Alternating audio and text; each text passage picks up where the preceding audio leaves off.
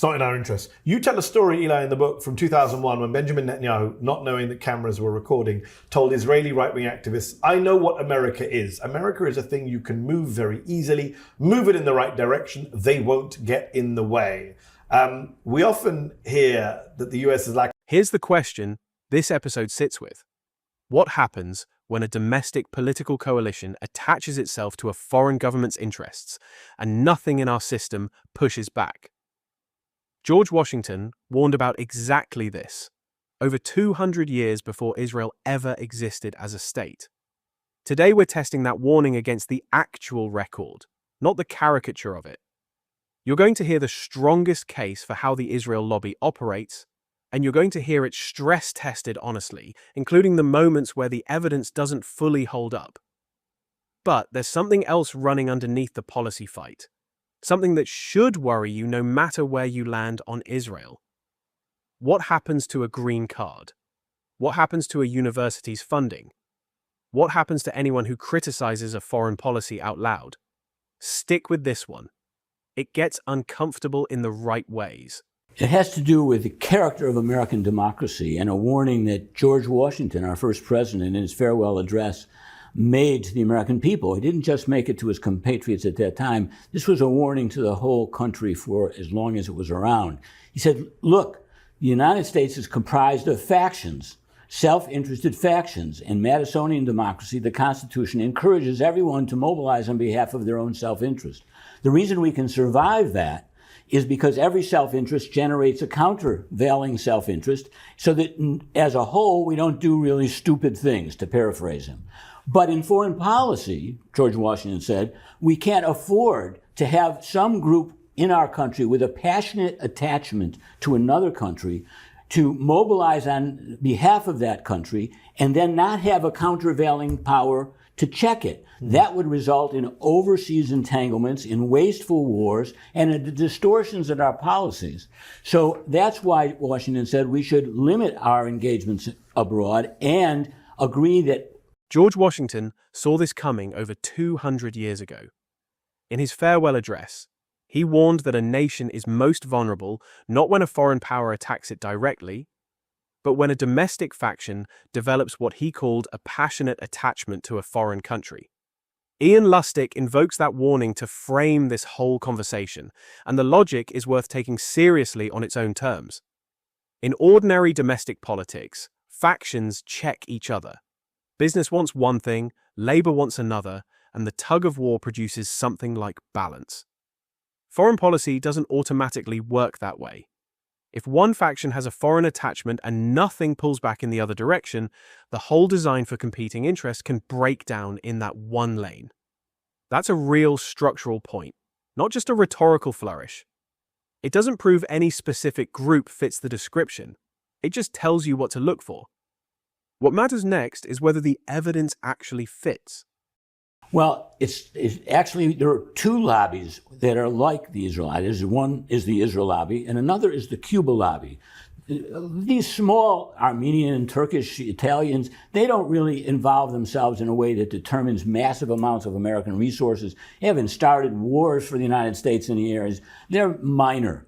But when you look at the way the United States has had policies over the years that are 3 standard deviations from the rest of the world, that means, in statistical terms, impossible to explain through normal activities. Why is it that in Israel and with respect to Cuba, our policies are so weird?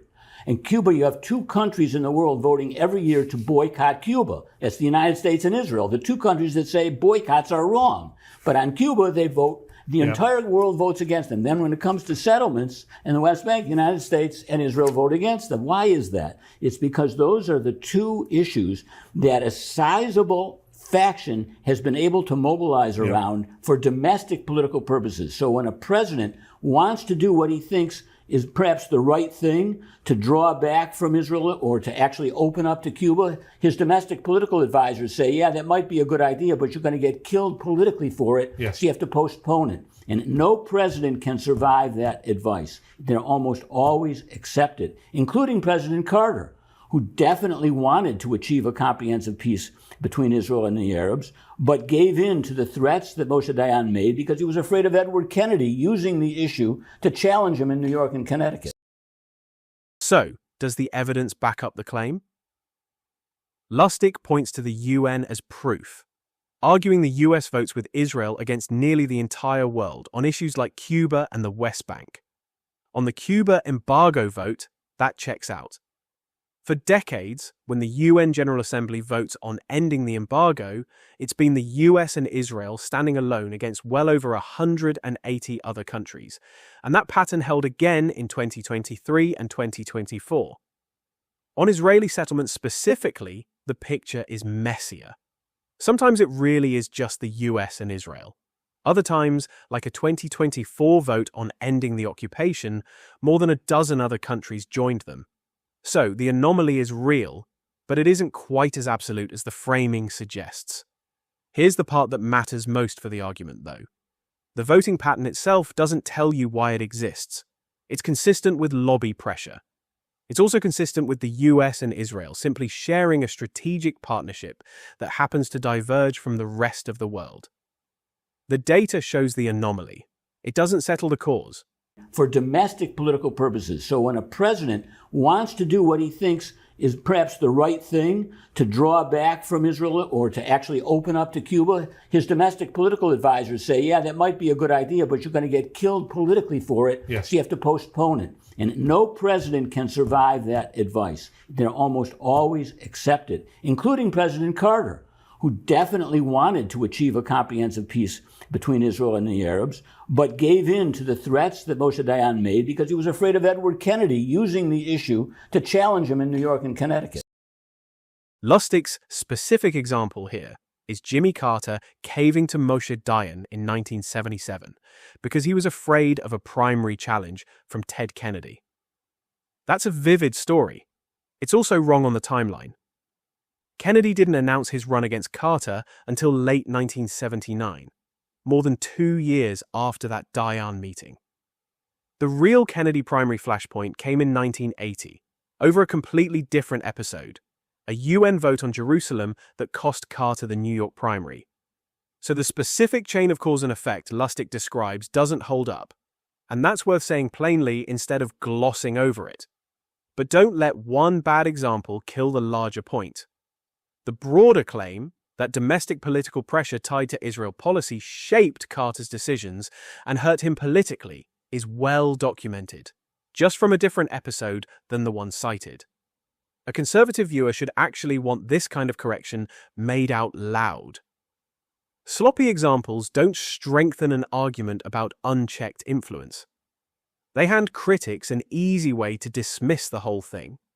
The mechanism Lustick describes, presidents bending to anticipated political cost, is real. He just picked the wrong receipt. One of the things that happens whenever a war starts by Israel is that the Israeli military and the government start to say, how long will the United States give us?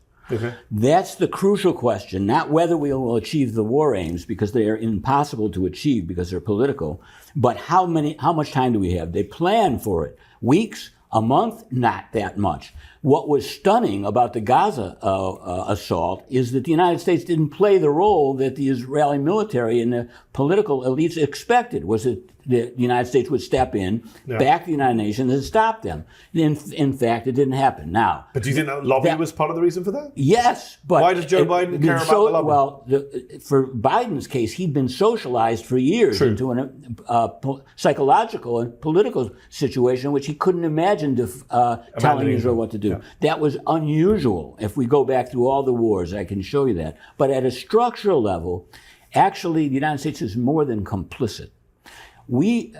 Israel, what it is today, this extreme right-wing rogue state, is a function of what America has done for decades to provide unconditional support. No matter what the government was doing, they were protected at the United Nations. They got the same levels of aid. They were given a qualitative military edge.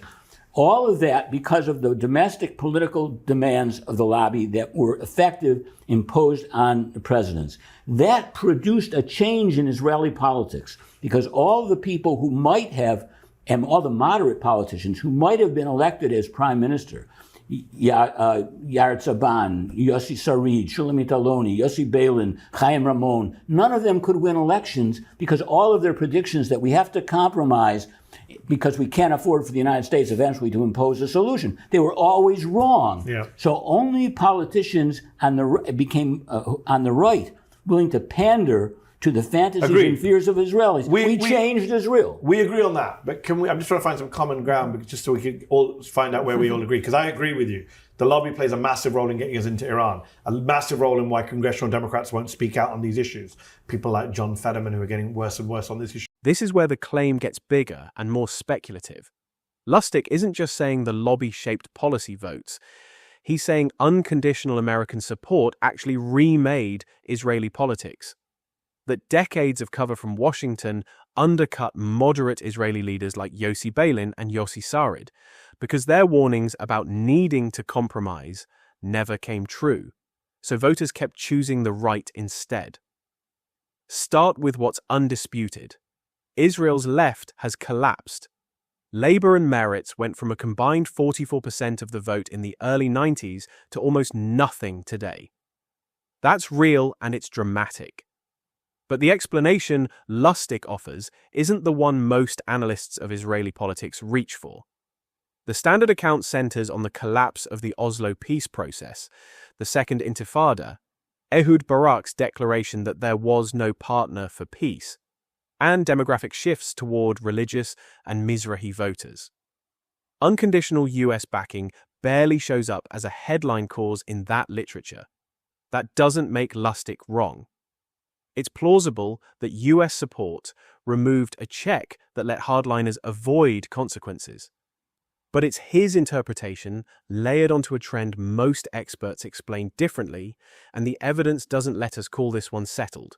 Isn't there a danger, though, that if you go down this road, this argumentative road, you are, and the right-wingers are happy to do it, the Tucker Carlsons are delighted to say it's all the fault of AIPAC and Israel. America is a pure innocent nation, and these people have just manipulated us, made us do bad things. When, of course, we know that America does bad things on its own, from Vietnam to, we can go down the list of South American countries, which Israel was not lobbying us to do. Where do you kind of draw that line? Because are we saying then the US doesn't take responsibility for its policy actions? And you can come in as well. I mean, the example I always give as to why the US is complicit in the genocide in Gaza is because the US could have stopped the genocide in Gaza. We know that Ronald Reagan picked up a phone and called Menachem Begin when Beirut was being besieged and said, stop this. And 20 minutes later, Menachem Begin stopped it. AIPAC didn't get in the way there. Similarly, Donald Trump, or before him, Joe Biden, could call Benjamin Netanyahu and say, you must stop this. So the US does have the final say. It's not like it's completely, we can't say anything to Benjamin Netanyahu. Here's the strongest pushback in the whole conversation. Mehdi Hassan brings up 1982, when Israel was pounding Beirut, and Ronald Reagan picked up the phone, called Menachem Begin, and told him the bombing had to stop. 20 minutes later, it stopped. That happened. It's confirmed by wire reports from the time, by Reagan's own diary, and by later retrospectives. No lobby veto, no delay, just a president giving an order, and Israel following it. That's a real problem for any argument that says the US has no independent leverage left. If a phone call can end a siege in 20 minutes, the picture of total capture doesn't hold up cleanly. But one case from over 40 years ago doesn't automatically generalize to every president in every era.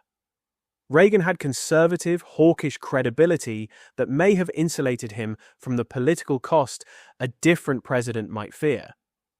Whether any president willing to spend the capital could get the same result today isn't something the historical record settles on its own. The honest answer is that this is a genuine counterexample, not a knockout blow in either direction. Well, I think most Americans are familiar with the idea that Israel's lobby is imposing a cost on us in terms of our security, our national interests in a geopolitical sense, that president after president has had their ambitions in the Middle East thwarted by Israel's lobby. And generally what that means is either presidents want to make the Israeli-Palestinian peace process accelerate, at least in many years ago that was what they wanted, or in more recent years it has been successive presidents from Obama to Biden to Trump all wanting to pivot to China and get out of the Middle East. And in every single case, this has been thwarted by the lobby. But that danger, I think, has changed a great deal in recent years. As the lobby is losing that public opinion battle, they've had to resort to more coercive measures to maintain the status quo policies. And what does that mean? That means attacking Americans' civil liberties at home. That means deporting green card holders who are simply critical of a foreign country. It means leveraging federal funds to universities to threaten universities for allowing criticism of Israel on their campuses. And it means, in some cases, going so far as driving people out of their professions, be it at universities or at hospitals. It's very, very ugly, and it's having an immediate effect on Americans now in a domestic political sense, no longer just in a foreign. Public opinion on Israel has been slipping for years, especially among younger Americans. And Eli Clifton's argument is that when persuasion stops working, the response shifts toward coercion. Look at what's actually happened. Mahmoud Khalil, a green card holder who helped organize pro-Palestinian protests at Columbia, was arrested and pushed toward deportation. A federal judge found the government's original legal basis for holding him violated his free speech rights. Columbia lost $400 million in federal funding over how it handled the protests. Harvard got the same treatment. Those are documented facts, not exaggeration. Here's where a conservative should actually sit up. If the government can pull a green card and threaten a university's funding over political speech about a foreign policy dispute, that's not a left-wing problem or a right-wing problem. That's a First Amendment problem. And it should worry anyone who cares about the government using funding as a leash on speech it doesn't like. To be fair, Columbia's own task force did document real harassment of Jewish students during those protests. And that's a legitimate separate concern the government also cited. Both things can be true. Genuine harassment happened, and using deportation and funding threats to punish political speech is still a dangerous tool to hand any administration. And I cut you off. Yeah. In terms of the actual FARA registration, you were saying what should happen. I mean, I don't think that there is evidence of them needing to register under that understanding of FARA. However, and I think this is really interesting what's occurring right now, which is that Israel presumably has, for many, many years, many decades now, gotten everything they need from this US-based lobby, AIPAC and other groups like it in the United States. Something has changed in the past year or so. And now Israel is actually spending significant sums of money originating and directed from Israel to agents inside the United States, particularly Brad Parscale, who has signed an enormous contract with the Israeli government. Former Trump campaign manager. Exactly, to try to influence, in many cases, targeting Christian evangelicals and Southern churches. Now, I think that is a sign that from the Israeli side, they believe that they can no longer achieve their objectives. Just organically. Through these methods that have been described in the book, mainly through these groups inside the United States that indeed may be acting very much following the lead of the Israeli prime minister, but at least the money is being raised inside the United States and it's being directed. And it's not just pressure on universities and green card holders. Clifton points to something newer. Israel now paying an American political operative directly. Brad Parscale's firm has a contract with the Israeli government that's grown to over $46 million. Registered under federal foreign agent law, with part of it specifically aimed at winning back support from evangelical Christians and Southern churches. That's confirmed through public foreign agent filings and independent reporting, not speculation. Why does that matter more than ordinary lobbying? Because this isn't Americans persuading Americans. It's a foreign government paying to shape American political and religious opinion directly. At a moment when polling shows a majority of younger Republicans now view Israel unfavorably. You don't need a conspiracy theory to find that concerning. Foreign governments funding domestic influence operations should trigger scrutiny, regardless of which country is doing it. The evidence doesn't prove the older informal lobbying model has completely broken down. it does show Israel itself apparently believes it needs new tools. And that's worth taking seriously on its own. I want to get Ian's answer to this, but I want to quickly get in there and say that I think we're getting there, and the lobby has done it to itself because of Gaza. And it has become toxic, and it has become high salience for a lot of voters in ways that Israel's lobby has never experienced. And in facing that, all they're able to do is to plow more money in to try to close that gap with, I think, what will be a growing number of losses. So it's not going well. The only other piece of advice I guess I could give is that much like the NRA, AIPAC, these are all just, word salads. But the point is there actually are real people behind this. There are people who are really giving this money. And that's something we try to do in this book, is talk about, that, hey, there's 9 billionaires who gave $1.7 billion into our political system since Citizens United. And that these people are very clear that the motivating reason for their political engagement is to advance Israel's interests. Haim Saban is on the record saying, I'm a one-issue guy, and that issue is Israel. Absolutely. And, and Sheldon Adelson talks about having regretted serving in the U.S. military and wishes he'd served in the IDF. It is not, these people do not hide their reasons for doing so. These are real people with faces and names and stories and statements. And we should treat it as that, which is, this is not the Jewish lobby. It's a small number of people at this point. Clifton's forecast is that Gaza has made this lobby toxic in a way it's never been before, and that its only remaining tool is money, which he expects to produce diminishing returns over time. Some of what he cites checks out cleanly. Haim Saban really did call himself a one-issue guy, and that issue is Israel. That's on the record going back 2 decades. Sheldon Adelson really did say something close to wishing he'd served in the Israeli military instead of the American one. Both quotes are authentic. The specific number he throws out, 9 billionaires and $1.7 billion, is a different story. That figure doesn't show up anywhere in the available campaign finance data. It might be real and just not indexed anywhere accessible. It might be an exaggeration. Either way, it should be treated as unverified, not as an established fact. The advice underneath all of it still holds up regardless of that one number. Naming actual donors with actual names and stated motives is a stronger, more honest critique than reaching for a vague phrase like the Jewish lobby. There is no such thing as a Jewish lobby. There is an Israel lobby. Here's a distinction worth sitting with before going further. There's no such thing as a Jewish lobby. There's an Israel lobby, and mixing those two up is where a lot of bad faith on both sides gets started. Lustick's point is simple. This coalition includes evangelical Christians, defense contractors, and plenty of people with no ethnic or religious stake in the label at all. Calling it Jewish isn't just imprecise. It's the exact move that lets critics of the lobby get smeared as bigots and lets the lobby itself dodge accountability by hiding behind an identity it doesn't actually represent.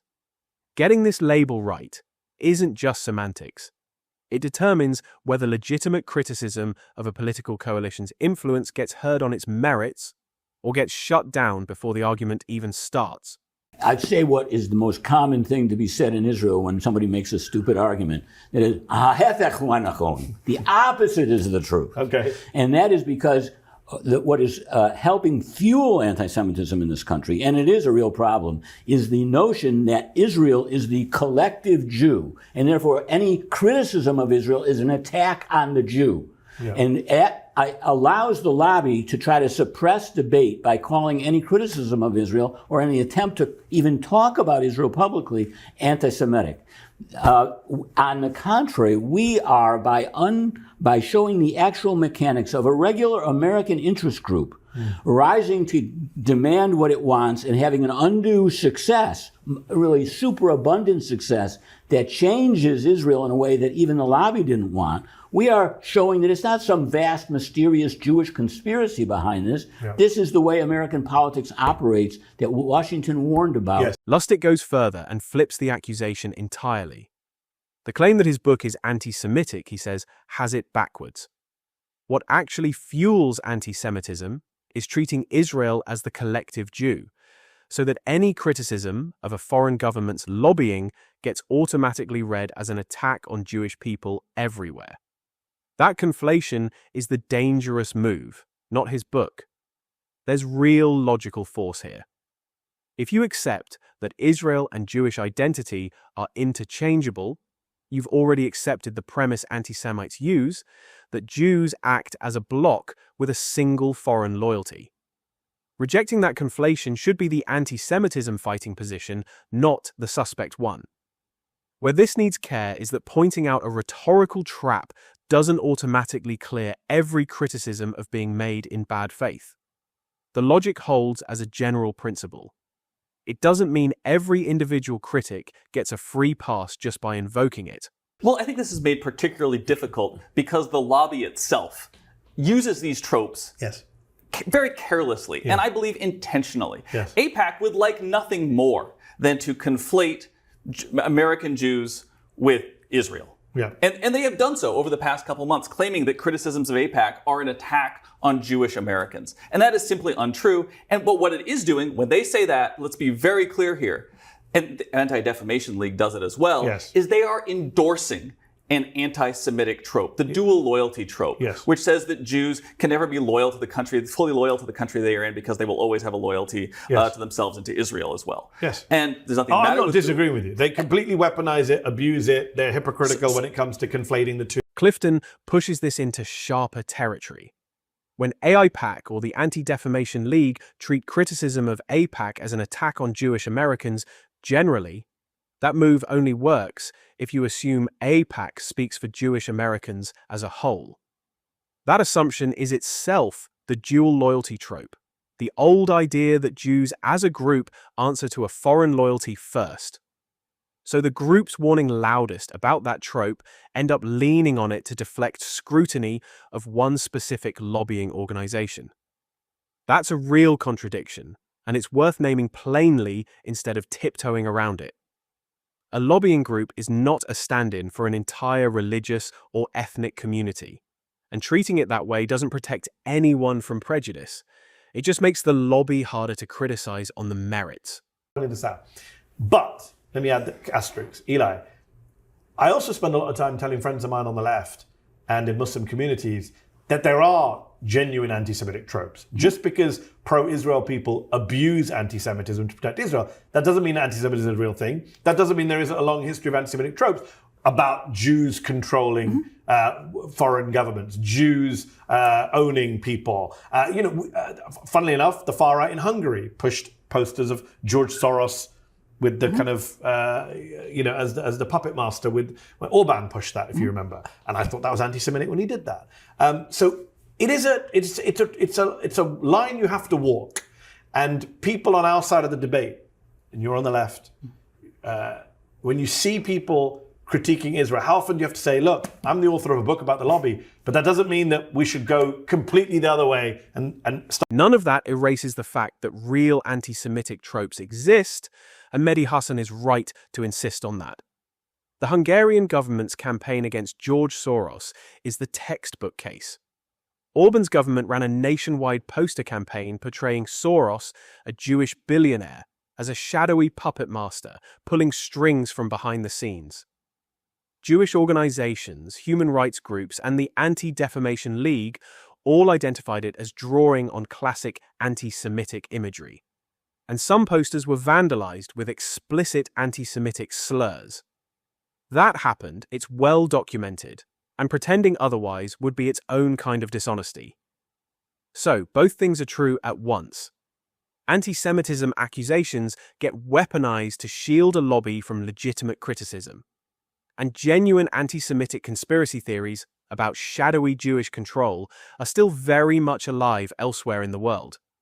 A serious commentator has to hold both of those facts at the same time instead of picking whichever one is more convenient. So I think the important thing we can do here is, as Ian pointed out, that we are trying to pull it apart and say, well, the vast majority of Jewish Americans, actually, when you look at the issues, ranked issues that they vote on, Israel is very low. Yes. And as the Republican Party has moved more pro-Israel, Democratic voters have stayed pretty much the same. Jewish Democratic voters have stayed at roughly 60-something% of every ethno-religious group that gets polled.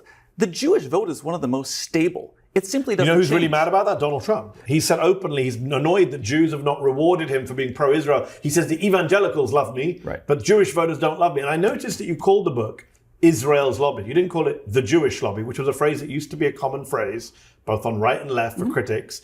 But just to unpack briefly, one of you, why you went with Israel's Lobby as the title. Well, we don't think in terms of, and would never use the phrase Jewish lobby. There is no such thing as a Jewish lobby. There is an Israel lobby. That's the problem. Which has evangelical Christians in it. It has evangelical Christians and it has Military-industrial complex. It has all kinds of, it has hundreds of organizations that are parts of it. Yeah. Many of them have many Jews in them, but polls show now that majorities of Jews, especially young Jews, do not agree with the Israeli government, do not support Israeli lobby positions.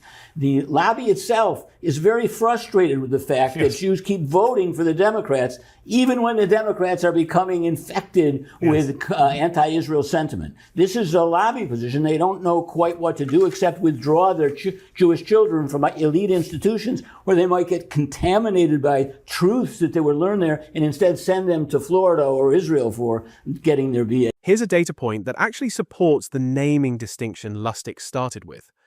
Most Jewish Americans don't rank Israel as a top voting issue. One recent survey found only 17% named it among their top 2 concerns. And 83% said a candidate's position on Israel wasn't a deal breaker.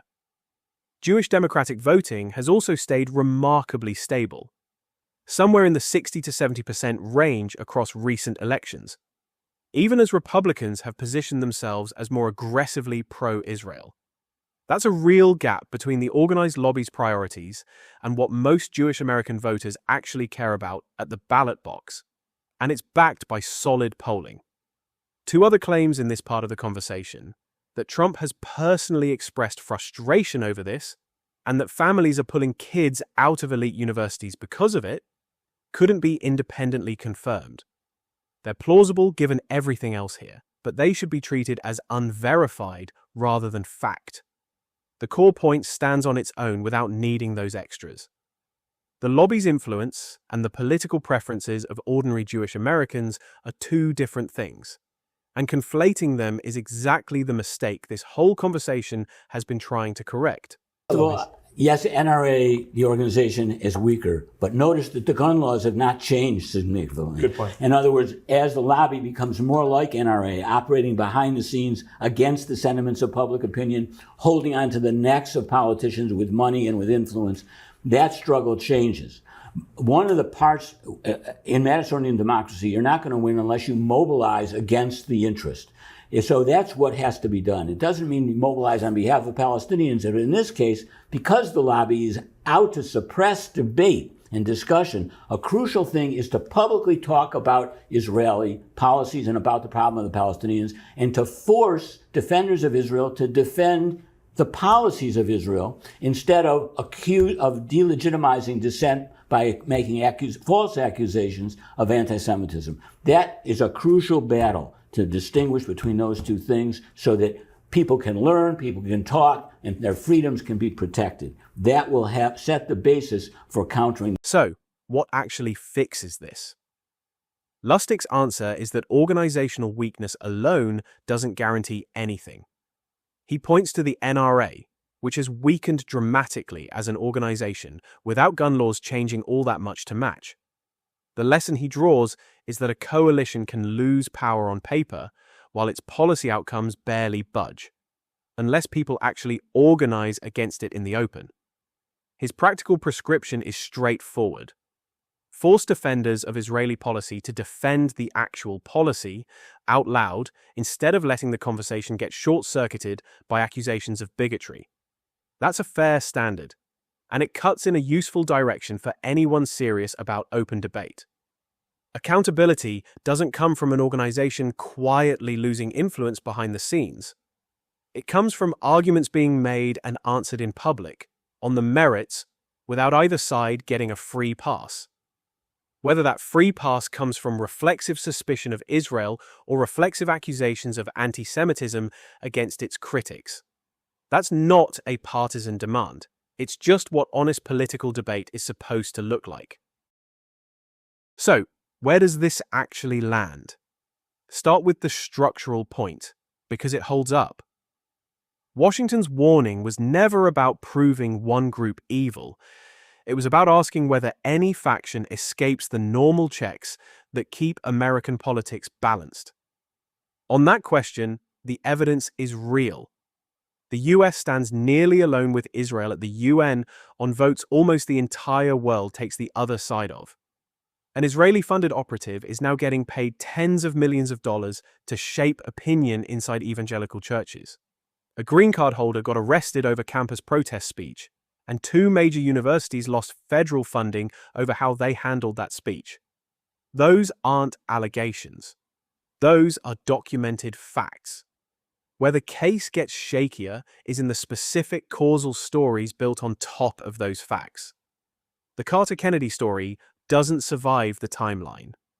The claim that US support single-handedly remade Israeli politics competes with a mainstream explanation most experts actually favor.